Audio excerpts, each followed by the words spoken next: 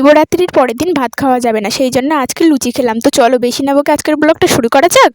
প্রতিদিন সকালে যে টাইমে মন্দিরে যাই আজও ঠিক সেই টাইমে মন্দিরে গেছিলাম, কিন্তু সকালবেলা যখন মন্দির থেকে পুজো করে বাড়িতে এসেছিলাম তখন ইচ্ছা ছিল যে ঘুমাবো না, তাড়াতাড়ি চান করে মন্দিরে চলে যাব। ইচ্ছে থাকলেই কি সব হয় নাকি? সকালবেলা 5:15 বা 5:30টার দিকে পুজো করে বাড়িতে এসেছিলাম। এবার তারপরে ভাবছি যে ঠান্ডা লাগছে, এক্ষুনি চান করবো কি করে, একটু পরে করছি, ওই ভেবে পায়ের ওপরে একটু লেপ নিয়ে বসেছিলাম, ব্যাস হয়ে গেল, তখনই ঘুমিয়ে পড়েছিলাম। আসলে সারা রাত জাগা ছিল, এবার যেই একটু শান্তি করে বসেছি সেই ঘুমিয়ে পড়েছি। তো যাই হোক, সকালবেলা যেমনই মন্দিরে যায় ঠিক তেমন মন্দিরে গিয়ে পুজো করে চলে এসেছিলাম বাড়িতে আসার পরে বসে পড়েছিলাম খেতে, কারণ আগের দিন যেহেতু উপোস ছিল আমার তো খুব খিদে পেয়ে গেছিলো। মা আজকে লুচি আর চা করেছিল। সকালবেলায় লুচি আর চা খাওয়া হয়ে গেলে তারপর ফোনটা নিয়ে গেছিলাম একটু মাঠের দিকে। মাঠে গিয়ে দেখে একটা ভ্যান রাখা রয়েছে, তো ভ্যানটার উপরে বসে বসে ফোন দেখছিলাম। চলো একটু কমেন্ট পড়ে নেওয়া যাক। রাফু আমার একটা ব্লগের কমেন্টে লিখেছে, দিদি আমার তোমার ভিডিও অনেক ভালো লাগে আর নাম নেবার কথা বলেছে। তো থ্যাংক ইউ সো মাচ রাফু আমার ব্লগ দেখার জন্য, এত সুন্দর একটা কমেন্ট করার জন্য।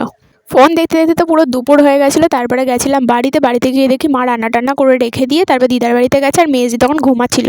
তো আমি একাই খেতে বসে পড়েছিলাম। তো দুপুরবেলা খেয়েছিলাম লুচি আর আলুর তরকারি করেছিল মা। আলুর তরকারিটা খেতে খুব সুন্দর হয়েছিল, কিন্তু দুপুরবেলা তো তখন মনে হচ্ছিল যে একটু যদি ভাত হতো ভালো হতো, তখন লুচিটা আর খেতে ইচ্ছা হচ্ছিল না। উপোস করে পুজো করা হয়ে গেল, চোদ্দশী লেগেছিল, তাই মা আর ভাত রান্না করিনি। তো যাই হোক, লুচি আর তরকারি খাওয়া হয়ে গেল। তারপর গেছিলাম দিদার বাড়ি থেকে টিভি দেখে কিছুক্ষণ পরে বিকালে পড়াতে যাবে টাইম হলে চলে গেছিলাম বিকালবেলা পড়াতে। তো আজকের জন্য এতটুকুই, দেখা হচ্ছে নেক্সট ব্লগে।